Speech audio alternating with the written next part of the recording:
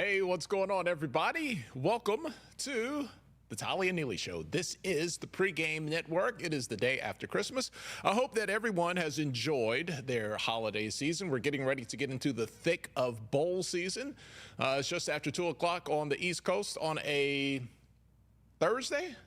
Every Christmas feels like Sunday to me, and then I'm just like totally lost on what day it is. But I do believe we're sitting on a Thursday. So that would mean 2 days before the Alamo Bowl as Colorado and BYU will face off in San Antonio. So thank you guys for hanging out and waiting for us a couple of minutes. We had to let Neely get back from practice. Uncle Neely, fresh off practice with the Colorado Buffaloes. Let's jump right into the conversation with my guy. There he is, shades and all, in San Antonio. Brother, how's the Texas weather doing? How was your Christmas? How you feeling today? And the Texas weather has been like all over the place. It's been cold here. It's been hot. It's been cloudy. Had a couple of showers today at practice. Started off cloudy and mild temps. And next thing you know, it was blazing damn hot. So it has been Texas weather. It's been weather in the South. You never know what to expect. Well, how close is it to Mississippi for you? Like, was it the same type of vibes for this time of the year? Oh yeah, same type of vibes. You know, you gotta dress in layers. You gotta get ready for when that afternoon sun comes. That it gets pretty hot. But everything's been going well. The team arrived here on Monday.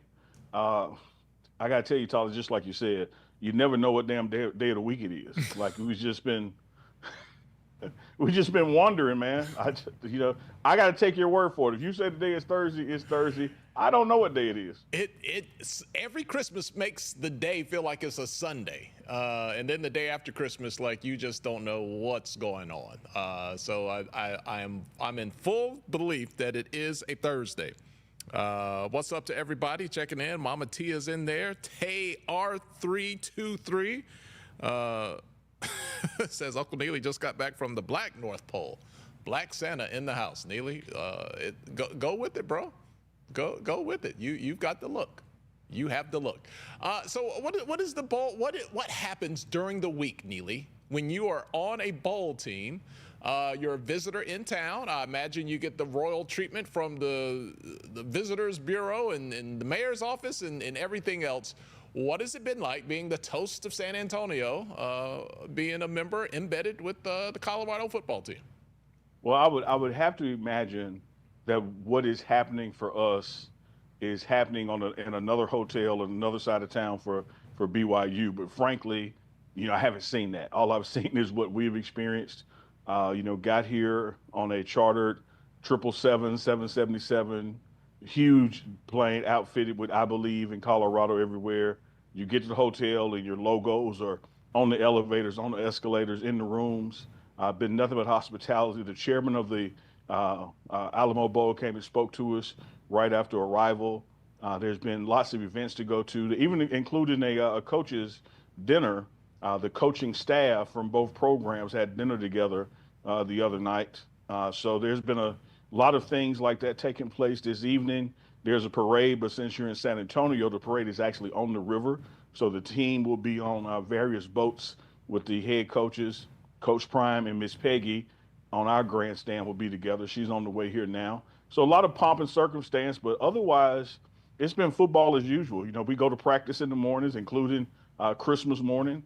So we've been practicing every day, getting ready for the game because Coach Prime has said time and time again, enjoy yourself, but don't forget this is a business trip. We are here to win this game. And as Coach Rob Livingston has said all week long, 10 wins is significant in the program. And because bowl seasons, bowl games count towards your record, this will get Colorado a victory over BYU to a 10-win season. So everybody's focused and locked in for the most part. That's a long way from a 1-win season, Neely. Oh yeah, 1-11. A couple of years ago, then the 4-8, and now 9-3. So this has been a complete turnaround for this program. All right, practice on Christmas Day. That is the definition of a business trip. We were all sitting around opening presents, getting fat and sleeping and watching TV and doing a bunch of nothing. Man, this is look, both teams got to do it, man. What was the vibe like on a Christmas Day football practice? I think because we got together as a team and celebrated Christmas on Christmas Eve with the dinner, with the gift exchange, and all those kind of mechanics that, much like you and I started this show, it's hard to figure out what the hell day of the week it is. So I don't think anybody woke up, necessarily longing to be home and under the Christmas tree because again, it's a business trip. So practice went, as usual. Then when you got back to the hotel for the Christmas brunch we had, there was more of a Christmas feeling in. But the holiday season has not distracted anybody from practice whatsoever this week. We practiced every day that we've been here, including today, just getting back from practice now. Tomorrow, there won't be a quote unquote true practice. They're just walkthroughs, and we get to do that at the actual Alamo Dome and take team pictures and that kind of stuff. So, from a functional football standpoint, today was the last day of truly having a practice. All right, Neely, let's stop the presses here. Mama T in the super chat just dropped. I'm gonna look at it with my glasses. I'm gonna look at it without my glasses because these zeros keep shifting, Neely. Mama T with $200 in the super chat. She says, "Happy Kwanzaa, Uncle Neely and Tolly Carr. Uncle Neely, I will send you an email. Tolly, I'm sorry, Mama T. I need a new prescription." I got it for you, Tolly. I got it for you. Tolly Trawlers are real. Happy Kwanzaa, Uncle Neely and Tolly Carr. Umoja, Unity. Uncle Neely, I will send you an email. Tolly Trollers are real, and I ain't to take the crap haters. I may be clergy, but I ain't scared. Love people. Trollers, okay. I thought they said trawlers. Yeah.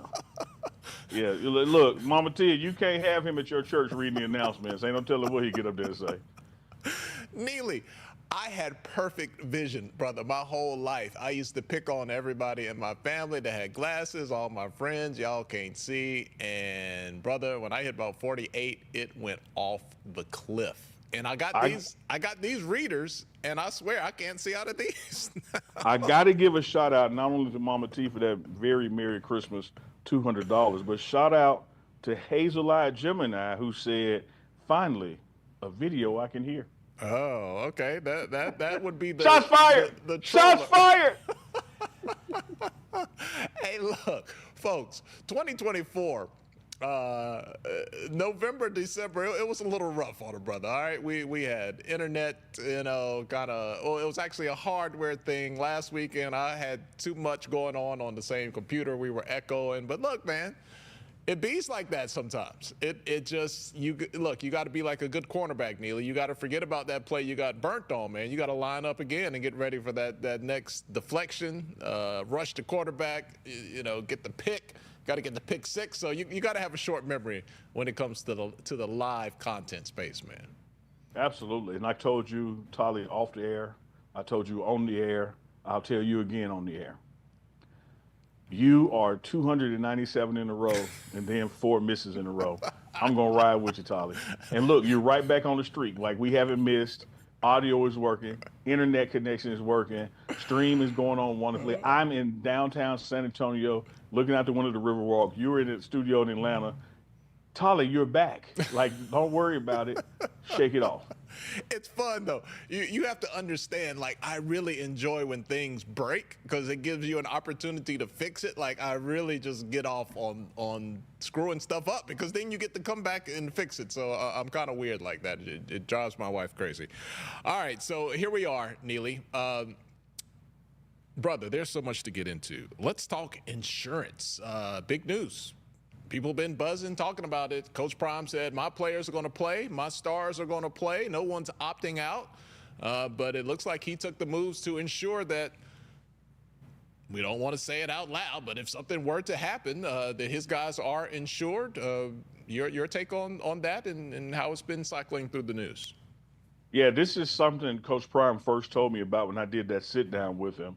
But he wanted to wait till the bowl game to announce it, so we didn't include it in that interview session. But this is the biggest insurance policy in college football history, covering players who have draft eligible grades, covering players who are sure to be early picks as well. So that includes Shedeur and Travis, and they have policies unlike that have never been seen before. Because when have you had from Colorado, this many people predicted to be drafted and drafted this early. So they can go out there and play, comfort free, mind free, stress free, knowing that should something happen, some form of injury that prevents them from hitting their draft grade or their draft stock, that they're going to be well taken care of for the rest of their lives. And I really think it's going to be a blueprint for athletic directors and college coaches, going forward, as you have this NIL space and collective space juxtaposed to bowl games and the draft coming up. You're going to see more and more players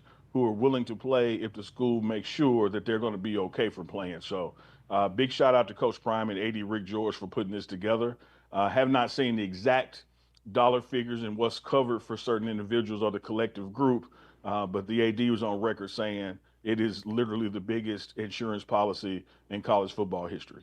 Well, Neely, it's one thing to think about it like this. Like we've seen all the opt-outs throughout the years, and it's easy to sit back and complain, oh, these athletes are so spoiled, they don't want to play. They get to the end, they let their teammates down.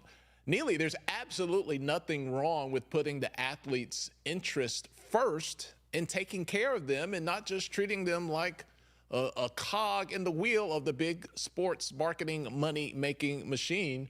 I can't sit here and say Coach Prime was the first ever to do it, but I hadn't heard about it before. He's definitely made waves and impressed a lot of people to maybe persuade them to do this. But I think that's part of his true nature of just taking care of the kids who come to work and do what they're supposed to do. Well, it's certainly been done before. And you've had individuals take out policies on themselves. You've had individuals or a group of them do it, umbrella policy, if you will. But it's never been done to this level, not only for a group of players, but individual players. And so it really is thinking outside the box. It really is putting your money where your mouth is. And it really is just like you articulated, Tolly, showing who's first in this system, and that is the student athlete. So many times before we got into NIL and transfer portal, everything was based on what was in the best interest of the school or the team, or winning and losing, and the student athlete be damned. Well, now that totem pole is totally flipped. The student athlete controls a lot of what goes on in college football now. You have freedom through the portal. You have freedom to opt out of bowl games. And if institutions want to make sure that players are going to stick around and play, you got to have a coach like Coach Prime who really instills in them how it's in their best interest, to get some more game film, if you will, get some more exposure going into the offseason and the drafts for those players who are eligible for that. But also, we're going to protect you in that decision. We live in a nation where you got to have insurance to drive a car. And so why not have insurance for people who would have the choice to not play in a bowl game, but make it more comfortable for them to play, because you're protecting their bottom line, protecting their interests. Neely, we got a lot to talk about with the game, but this brings me, well, let's talk about this first. The first round of the college football playoff didn't move the needle. It had a lot more critics than people clamoring like, oh my God, this was what I was waiting for. There was a lot of blowouts, not a lot of exciting football. Colorado's in a position, Neely, to maybe be the first game that really has everybody talking and buzzing, because last weekend, no disrespect to anybody out there playing, just didn't do it. I didn't watch any of it, but just reading what people had to say, that Colorado could be it this weekend. Well, Colorado is going to be it this weekend, and not just this weekend. Even when you get into the heart of the CFP, I guarantee you this game is going to have bigger rankings and viewership than some of the playoff games to come. But let me go back to a point you made, Tolly, and defend the CFP and what you saw happening in these games. I did happen to watch, not only the majority of the games, I watched the majority of each game. And we have to remember, it's kin to what happens in March Madness. There's going to be a team that gets in because they won their conference championship, and they're going to be a 16 seed, and they're going to go against a 1 or a 2 seed. And everybody loves that Cinderella story when it can't happen. But the flip side of when the Cinderella story doesn't happen is a big loss. Those teams, based under the rules, earn the right to be there. If you don't like it, get your hate down and your weight up and just win more than 9 or 10 games, and you could be sitting there.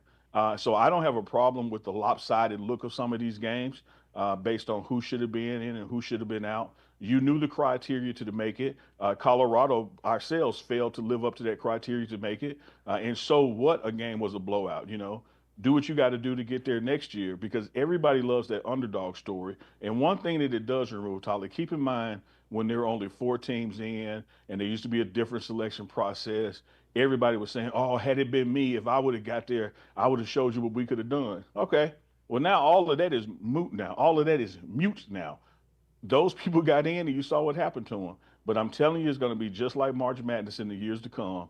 There's going to be one of those 12 or 11 seeds that goes up against one of those 6 or 7s or 4s, and you're going to have a big upset. And that's what everybody loves sports for.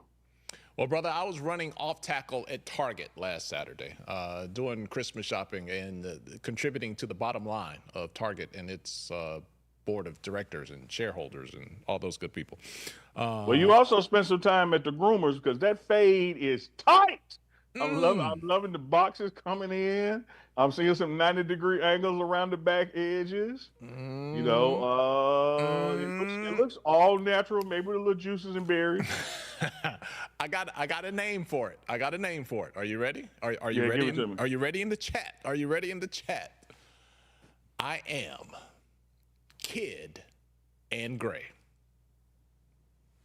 You know, man, that was so lame and of a dad joke. Is perfect for you. Like, I got to roll with it, Kid and Gray. Like, it is so you to have said that. Bro, in 91, I was Kid and Play. Boy, I had that thing up there. Now I'm just Kid and Gray. Last night, we had some company over, and my neighbors were like, hey, I like your new haircut. Makes you look young. My wife was like, yeah, that's his midlife crisis haircut. So, I don't know. Well, you could have got a haircut or a Corvette, or a motorcycle. I think you did the right thing for your family. Just got a haircut. The haircut is much cheaper, much cheaper. Yeah. I was thinking about this. This was the one question I really wanted to ask you, and I want to do it succinctly here. Let's Neely, go for it. What is the?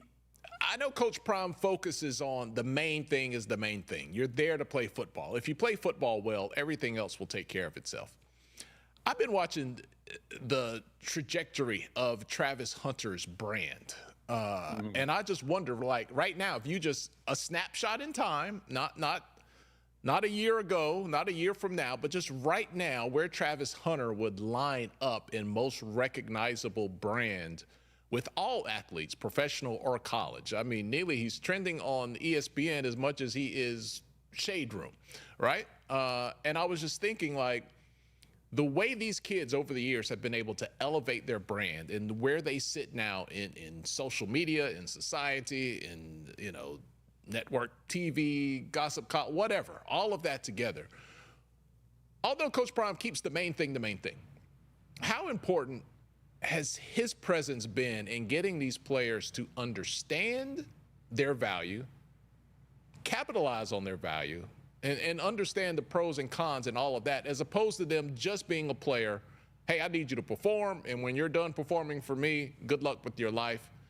I would imagine his presence has been valuable because we have seen these kids go from prodigies to superstars. You nailed it. His value added, if you could say that, to their process has been incalculable. You saw Travis Hunter, you know, leading up to it at the Heisman ceremony, tell him, man, you changed my life forever. Because who knows brand management, marketing better than any athlete than Deion Sanders, who was at the tip of that spear, the peak of that mountain himself for all of his career. But he also knew that the only reason this is happening is because of my performance on the football field. So if that ever were to drop, all of this drops. And that's what he means by keeping the main thing the main thing. If you love the shoe deals, if you love the clothing line deals, if you love the trophies and awards, that's all coming based on your performance. If you want to keep those things coming in and growing, the performance has to keep growing as well. So his ability to articulate what keeping the main thing means is extraordinary impact and value for the student athletes that he coaches. You know, I've said this before on the Pregame Show Network. My first interview with a quote unquote celebrity was a teammate of Coach Prime's, and that was Troy Aikman. And Troy Aikman told me right there at Jackson State Memorial Stadium, he said, man, we all got multiple Super Bowls. We were all at the top of our careers. We were all Hall of Famers. But somehow this guy is more impactful and more famous now than he was when we were playing.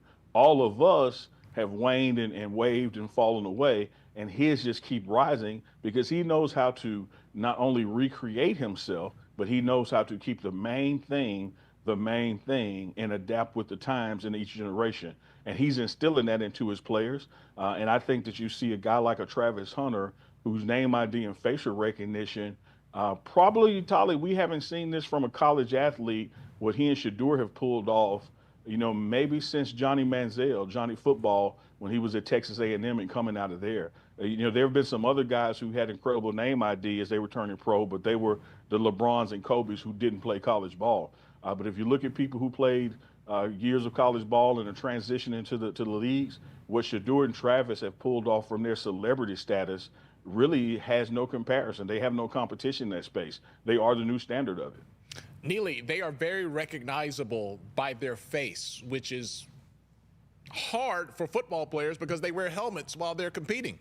Look, there's a lot of great football names out there in college football, and you can't see it, but if they walk through that door right there, I wouldn't recognize them because I'm just used to seeing them, with their helmets on. Yeah. Travis and Shador, you know their face instantly. Well, it's easy to know their face when in the Nike commercial, the Gatorade commercial, the Adidas commercial, the United Airlines commercial with Travis, they don't have a damn helmet on.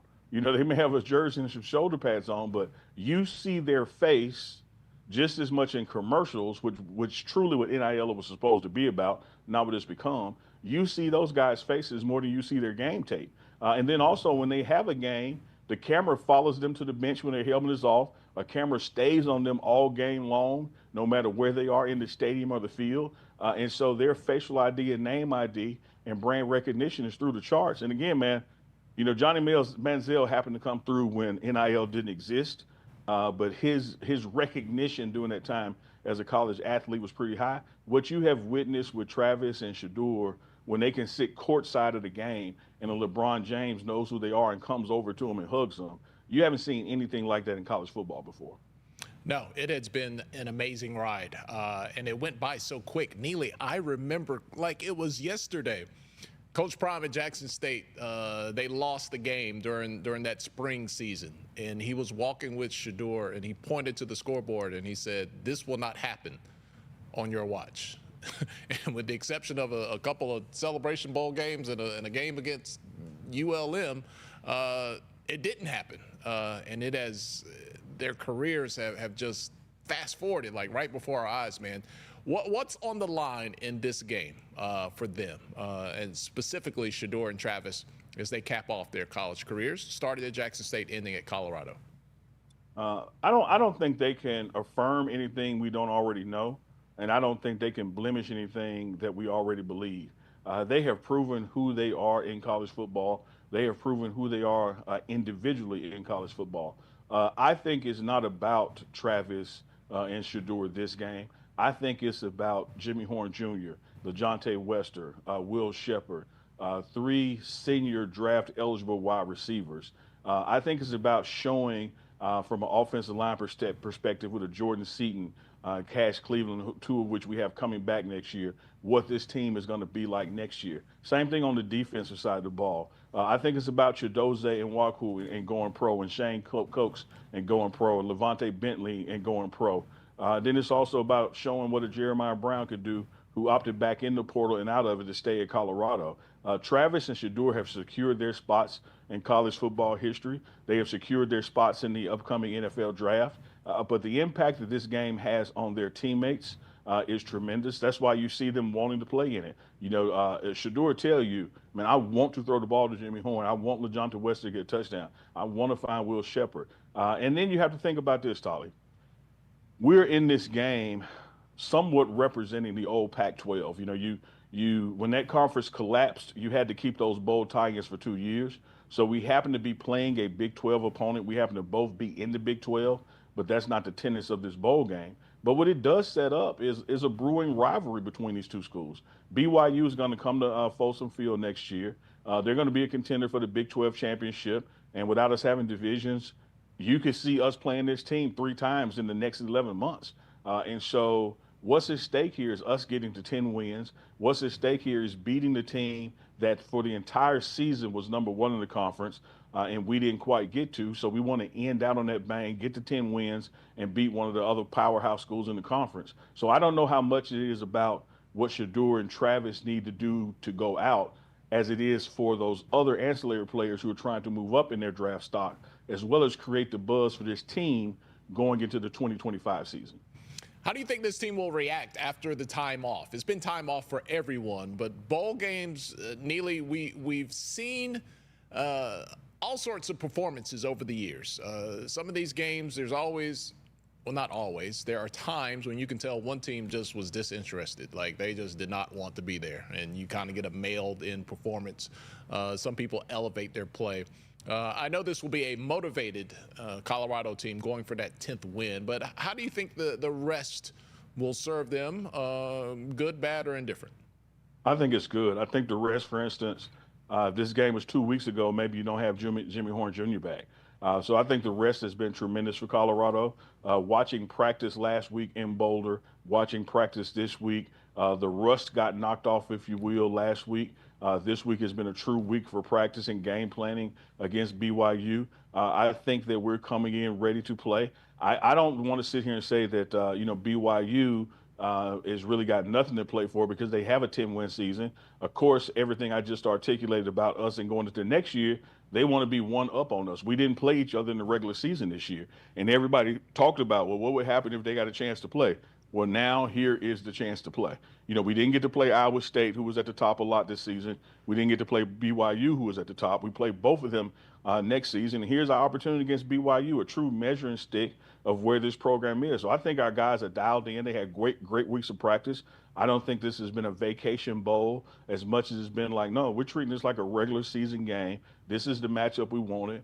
Coach Prime has said all week long, what are we here for? And the response is win. We made this trip to win. This is a business trip, not a vacation.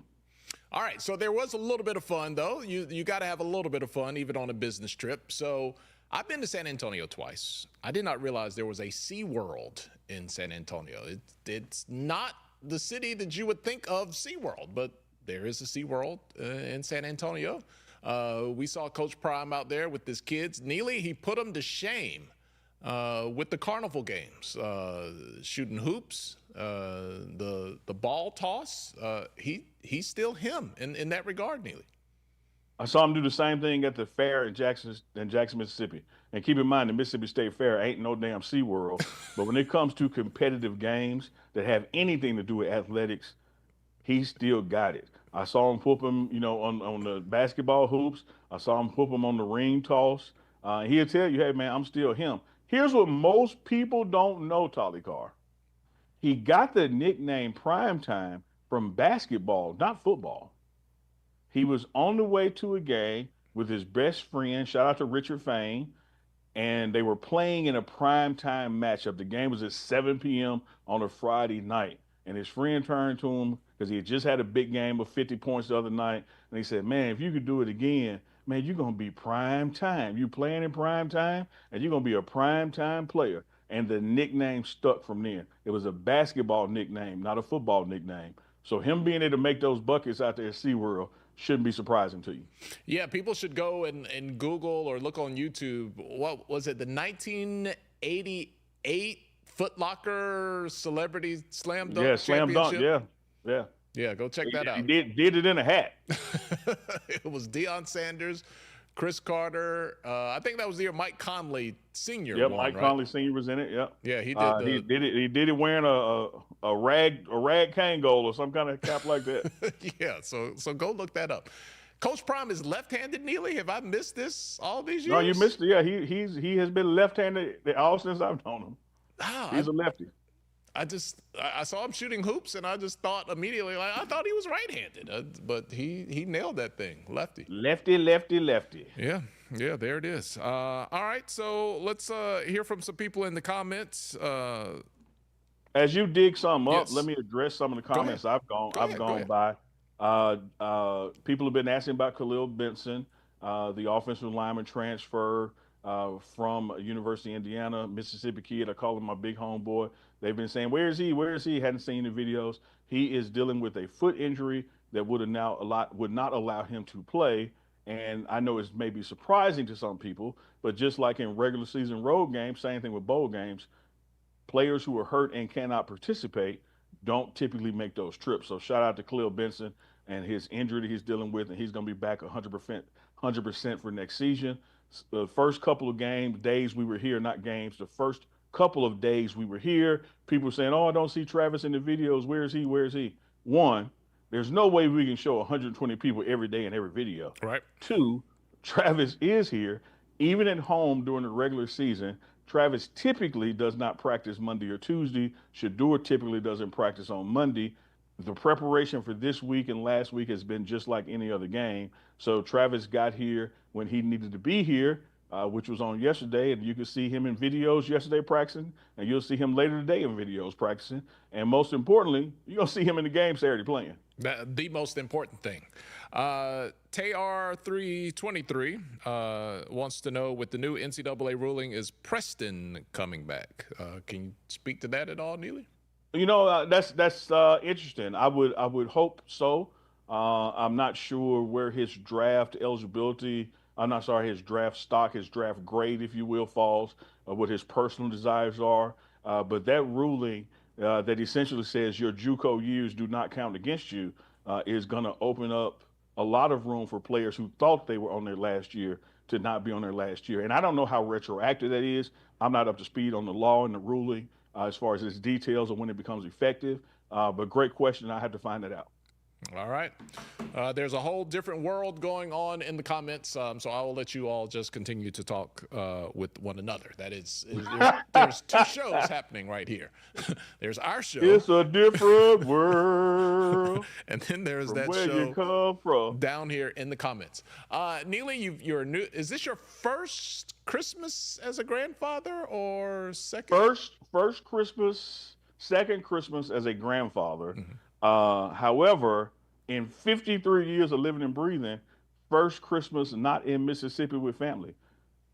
How did you make do with that, man? Well, it was easy because this football team has become family. That's first and foremost. But also got to admit, when you don't know what damn day of the week it is, it really doesn't matter. So is there going to be a special Pop comes home Christmas next weekend? Did you just mail some gifts out there? I'd be lucky if they give me some draws, and I don't mean get draws in the way that I wanted me to say get draws. I'm talking about get draws as a gift. They don't give me a damn thing, Tolly. Everything flows the other way. Santa don't get gifts. Santa give gifts. Don't nobody give a damn about Claus. Yes. I am at Tolly, that stage. you know that. You know that. Yes. Everybody. You might get a thank you on Christmas. And I'm happy to get that. But it's a beautiful thing, man, when you get to that point where other people's happiness is your happiness. So that is speaking of, man, of other people's happiness being your happiness. Shameless plug, but this will get you into the Christmas spirit, even though Christmas is a day gone now. Go back and watch Coach Prime's Secret Santa, the gift exchange with Colorado football. Coach Prime provided transportation to the players to the mall, told them they couldn't spend over $100, but don't come in here with no $20 gift either. And they had to draw names via this app. And we did a gift exchange, which included the coaches and staff. I haven't put up the coaches and staff, because this was like over an hour event, but put up the player ones last night. Go watch that video and the gifts they got each other, and they had to explain why they got it for each other. There were some very funny moments. There were some also about to make you cry moments, like Charlie Offerdahl got one of his fellow running backs who has a young daughter, got him some nice baby shoe Nikes. So there was a lot of moments in that you could tell that this team is a family, and the Christmas spirit was with us. So make sure you check out Coach Prime's Secret Santa, the gift giving here at the hotel. What was, and if that was, that's okay as well, what has been your favorite part of the week with the team activities and the bonding that goes along with being on the road with the bowl trip? I would say that gift giving amongst the team, but also the gift giving to the community. There's so many times when you go to a bowl game that it's all about you, and you're just getting gifts from the Convention and Visitors Bureau, from other businesses. But we had a Buffs Santa's workshop put on, organized by Miss Ty. Shout out to Ty Stewart. where we had bikes being put together, about 300 kids from the San Antonio community, where we partnered with the United Way Boys Clubs and things like that, brought their kids by to pick up a bike that the football team had put together. Shout out to San Antonio metro area Capitals who came by to help out with that event as well. Spectacular time, not just receiving as a bowl game participant, but these guys really leaned all the way into the giving as well. And to see over 300 kids leave this hotel, with a bicycle from a team that's not even based in Texas, was phenomenal. What has the Neely love been like in San Antonio? Well, I mean, I'm here. I'm here at the team hotel, travel with the team, so it has felt like a Boulder East. It's when you are traveling with the team or in a team hotel, it feels like a home game. And when you go down the Riverwalk, a lot of the fans have already started to arrive in. So people know the show and recognize the brand. So very thankful for that. But really, more than anything, just thankful to be embedded with the team and be able to cover from the inside and bring you guys the news to the outside so you can get a glimpse of how Coach Prime operates, man. He has been in a continued, great spirit. He is bouncing around and flying around and making sure everybody's having a good time, but also that this is a very serious week. We are here to win this football game. I got a question here, Neely. We covered the Michael Vick news going to Norfolk State. A lot of people maybe saw the content where Jimmy Johnson was giving him advice on being a first-time coach. And one of the things that Jimmy Johnson said was, hey, when you're not the coach, when you're any other assistant or player and you walk down the hall, people might talk to you, they might not. But when you are the head coach, they are looking and hoping to be acknowledged, and it means something when you talk to them, and it also means something when you ignore them. That came to my mind because you just said Coach Prime is bouncing around, making sure everybody's, happy, having a good time, staying on task. What is that like for him, Neely? Because I just know, like, being acknowledged or catching a word from Coach Prime, like that's something that people don't forget. But even on a day-to-day basis, that responsibility for him as a head coach of keeping everyone connected and, getting that nod or that word, or even if he's coming down on you, what has that been like for him throughout the years? Because you get a front row seat to it. And I appreciate that circle back, Tolly, like the true wordsmith and excellent journalist that you are, because that was what I was trying to bring out earlier when you talked about as a father, how it feels good to see other people feeling good on Christmas Day. And the one thing that I was trying to point out and avoided pointing out was when you watch that video, look how happy Coach Prime is. Like, he is the happiest person in the room watching his players exchange gifts, watching his staff exchange gifts. And you could just get the sense from him how much that giving spirit just meant to him to see his team, embrace it. And so one of the things he does, Tolly, is like he touches every player every day. During the warm-up lines, his assistant coaches, they do the same thing. They walk the line. Sometimes, if you're familiar with the Pregame Show Network, we mic them up. And you hear what they're saying, but every coach out there is going to touch every player every morning and say something to them before practice starts. And so that loving appeal that I'm here for you, that personal contact, literal and physical, means a lot to the players and the coaches as well. And it's why you have events like a gift-giving thing happen at the end of the year, because everybody feels so damn close because they're bonded through the process. And just to circle back on it a little bit, we talked about it last week. It might have been a little echo-ish. You think? But Michael Vick at his press conference Monday of this week, the eve of Christmas Eve, he went in depth talking about how he relied on Coach Prime throughout the process and how encouraging Coach Prime was. And Coach Prime has since gone on to publicly encourage people to get behind Michael Vick and what lies ahead for him at Norfolk State. Tolly, I get it, brother. Please don't take what I'm about to say as ignorance on my part. I get it. I just don't understand it or agree with it. The haters will always be amongst you. I've seen that in the Bible somewhere, something like that. But, here I am, embedded with this program. I sit in Coach Prime's office and he's on the phone with somebody, on a Zoom with somebody. And there's sometimes I can report those things in details. Sometimes he'll say, hey, let's wait on that. We'll put that out later. But I tried to tell the world and tell them through you as well that he and Michael Vick had talked. And that conversation was a great reason that Michael Vick took the job at Norfolk State. And then here come the haters in the comments. Everything ain't about Deion Sanders. Y'all can't give him credit for everything that happened to a black coach, this, that, and the other. He gone from the HBCUs. He don't care about that no more. And what happened 72 hours later? You were wrong. I was right. I tried to tell you that they talked. I tried to tell you they had a great conversation. I tried to tell you that over the past years, including while Prime was at Jackson State, Vic came to Miami, for practice when we were down there getting ready for FAMU.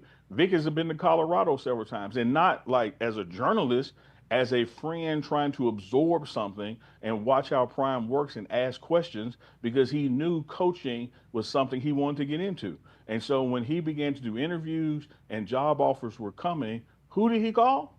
He called his friend Deion Sanders for advice. And it was Coach Prime who said, man, the Norfolk State job is suited for you, brother.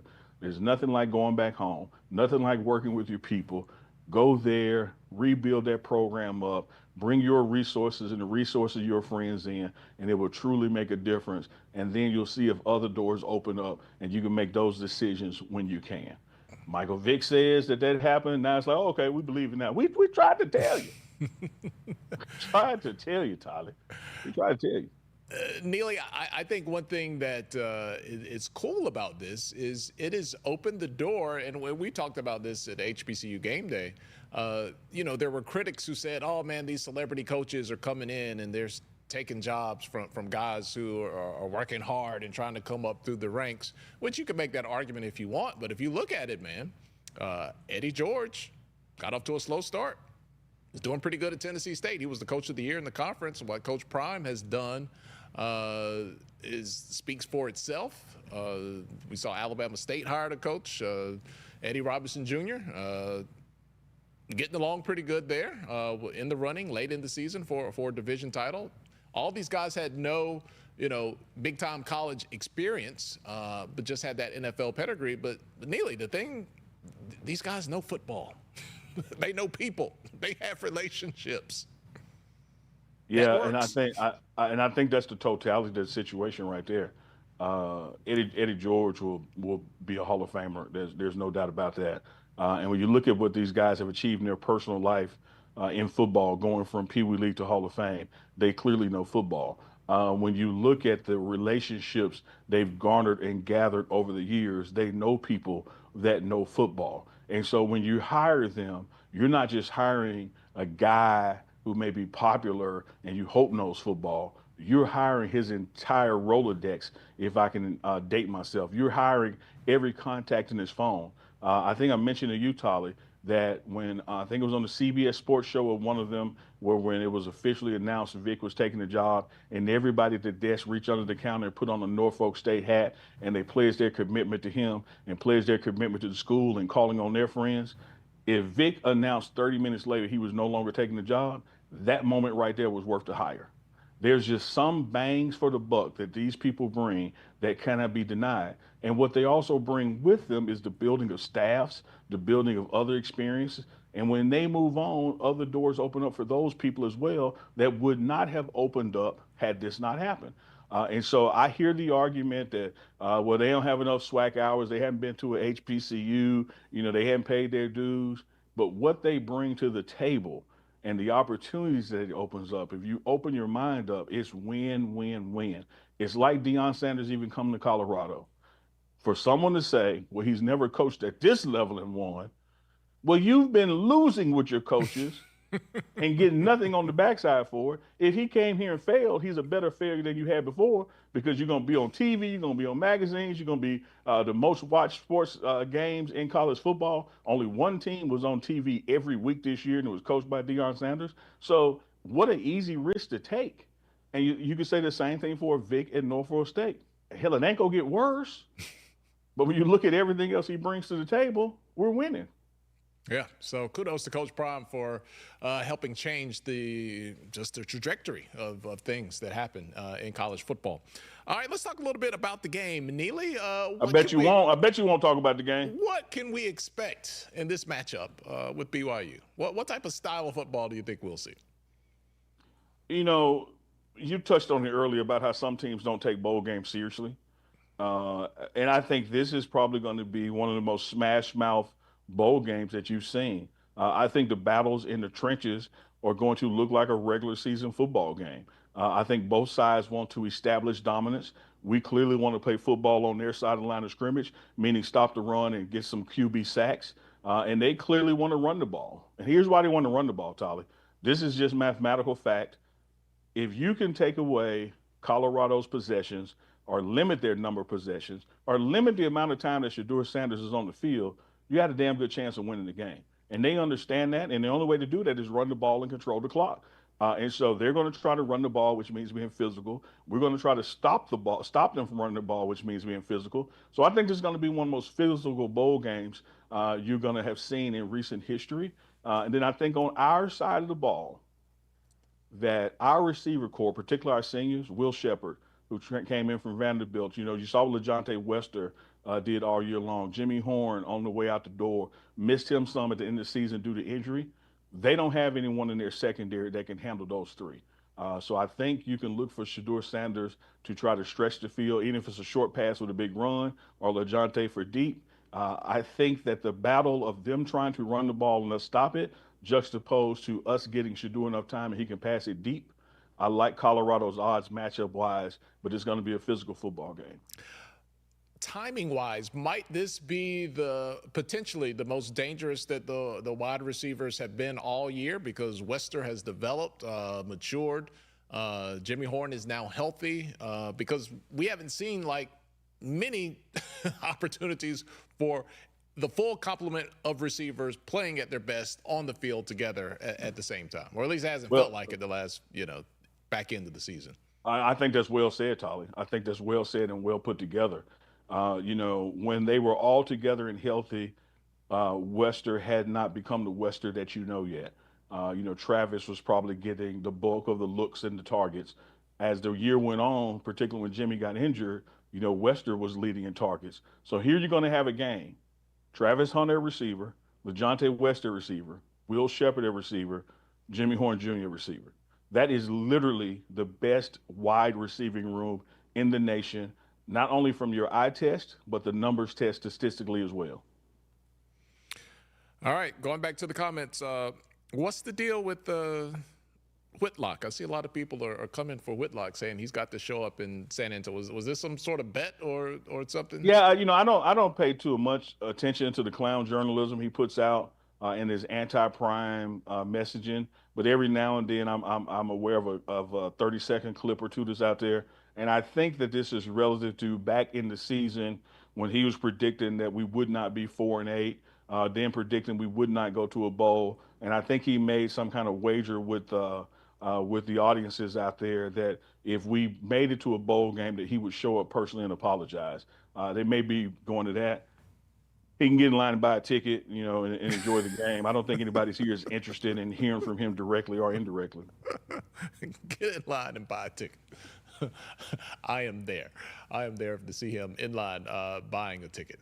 All right, so let's educate the people. It is Saturday, 7:30 Eastern. It is on ABC. ABC. The Alamo Bowl, BYU and Colorado. Neely, what else can people expect to see this week? You've got the itinerary locked in. You are with the team. For people following the Pregame Network, what else can they see content-wise coming up in San Antonio? Well, we still have some more Christmas content to drop. We're going to drop the final practice which took place this morning. Then after that, you'll see this river parade, which is this evening. And then our first steps onto the Alamo Bowl field takes place Friday, with a luncheon as well, both teams being recognized and celebrated.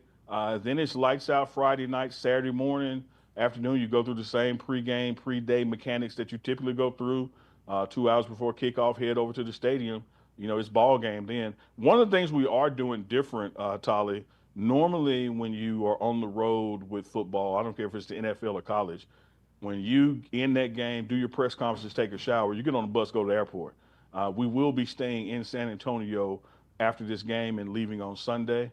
So there'll be time for folks to be with their family and friends, post game as well. So that's one different twist. So that means the coverage will actually go through Sunday because that's when the team departs. That was something I was going to ask you earlier. Are family members there this week, or are they like what's the rule there? Man, that is. Thank you, Tolly, for bringing that up, and forgive my oversight on it. That has been one of the beautiful things about this week. Not only families of the players are here, but families of the staff, their children, and they can partake in the team meals, the team outings. And so for those players who may have been homesick or missing Christmas, they've been able to have Christmas with them for those families that could get here and participate. Of course, the closer you get to game time, more and more families are coming in. But you did have some who've been here, most of the week and got to spend Christmas with their player and have Christmas Eve dinner or even Christmas Day brunch with them. So you do see moms and dads and little brothers and sisters running around the hotel, the friends and families of players who do get to be with them during bowl week. And Chef travels with the team. He did for this game. Typically he does not, but with this bowl game, he was on the team plane, and we've been having meals together. And I've been telling him, this ain't it's a step down from what we used to, but we'll make the best of this hotel food. So he has been enjoying himself, and his family will be coming here as well to spend time with him. But man, Chef has been on cloud nine, walking around all smiles. So he has not been made to work on this trip. He has been able to enjoy. He has been able to enjoy. He hadn't had to get in the kitchen, serve anything, make anything. He has been able to vacation with his favorite college football team. And a lot of folks don't know this. Deion Sanders was his favorite athlete growing up. And you fast forward years, he ends up working directly for him and having come full circle. So, and Chef is from Texas as well. His home is Metro Dallas area, so this is a home trip for him. So there's no truth to the internet rumor that you have a George Foreman grill in your hotel room and you're making Chef come by to still hook you up. I would say the fallacy in that rumor is the making. Chef volunteered to come by. I love it. I love it. All right, you've been giving us score predictions randomly. Sometimes I ask you, sometimes I don't. Going out with the bang this season. I know you have Colorado for the win. How do you think it'll go down? I have to believe, Tolly, that the best indicator of future performance is past performance, and we have started slow every game this season except for one. So I'm going to factor in a slow first quarter start and say that this game is relatively close in the first. Maybe by a field goal or something like that. But I think as the day goes on, the speed and conditioning of our wide receivers, including Heisman Trophy winner Travis Hunter, I think that's just going to be too much for BYU. Give me 17-point lead over BYU by Colorado. Colorado by 17 over BYU in the Alamo Bowl. It goes down Saturday, 7:30 Eastern, 6:30 Central, 5:30 Mountain on ABC. We'll be looking for I predict, here's my prediction. I predict I will see Neely on camera at least 4 times. At least with 4 one times. With one of those 4, I'm snacking on something. That's our prop bet. Okay, folks. Over, under. How many times will Neely be snacking on TV? I've never caught you snacking on TV. I know I'm going to catch you halftime. You're always in the halftime shot. I'm gonna catch you post game. You're gonna have hand on shoulder. You're gonna be walking. So I need to catch you at least 2 more times during the game. It's hard. Sometimes I get caught during the game when Coach Prime comes down to borderline being out the coach's box, and I have to, pull his jacket and tell him to step back in. I normally hang out between the 15 and the 20, no matter which way the ball is going. So, the camera is always on him. So when it comes down that way, it'll pick me up. Or when Travis does a Heisman pose, it'll pick me up because I'm, standing closer to the end zone. I like to be out of the way behind the bench. But if the Alamo Dome provides for bigger space than we have in Folsom, then I'll be up and down the sideline covering it from both ends. All right, so I'm going for 4 times Neely on ABC. Let's get out of here on this, Neely. Coach Prime, Coach of the Year performance this year, regardless of whoever voted for what and whatever. We understand how that can go down. But your honest opinion, was this a Coach of the Year performance this year by Deion Sanders? Absolutely. And I think that what happens is we try to frame the narrative to suit which way we want it to go. And were there coaches that had more wins than Deion Sanders this year? Absolutely. But those coaches didn't inherit a program that was 1-12. And they were, Coach of the Year is just about this year.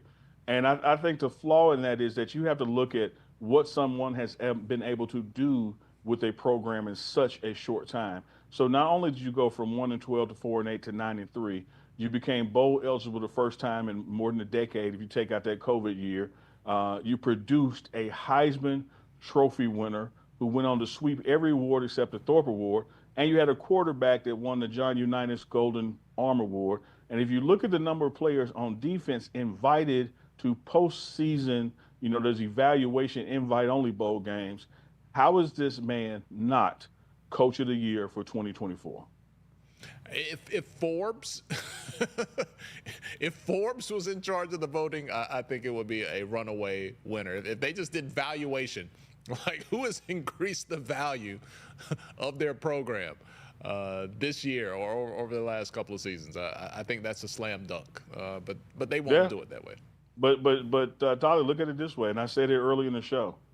You got Alabamas, you got Georgias, you got Notre Dames, you got the Penn States, you got the Michigans who were the former last year's national championship. No team from DeVry all the way up to Michigan, no team had every football game broadcast on national TV except for the Colorado Buffaloes. If that ain't Coach of the Year, what is? Well said by our guy, Uncle Neely in San Antonio. Neely, I hope the family gives you a fresh pair of tidy-whitey Fruit of the Looms when you get out of San Antonio and make it back to Mississippi. You have worked very hard this year. If the fam is watching, switch those tidy-whities, those man panties to boxers, because I can tell y'all, they know me as dad, y'all know me as unc. Either way, the boxers I got so many holes in them, I don't know which one the leg go through. Oh, God. Air conditioning underwear, courtesy of Uncle Neely. All right, you guys stay tuned to the Pregame Network. He's there, embedded all week long with San Antonio, getting ready for the Alamo Bowl this Saturday. It'll be Colorado, BYU, 7:30 Eastern, ABC. Uncle Neely has all the deets for you all week long right here on the Pregame Network. Man, Merry Christmas, Happy Holidays once again to you, Neely, and we'll catch you next week after the game, brother. Hey, Merry Christmas to the Carr family as well. Happy New Year. I know you and I will be texting between now and then, but our next sit down together live will be 2025. So Happy New Year, bro. All right. You guys enjoy the rest of this weekend. Enjoy the game. Enjoy the rest of the week. Enjoy this weekend. Enjoy the game. We'll figure out what day it is, and we'll talk to you next year. We'll see you guys a little later.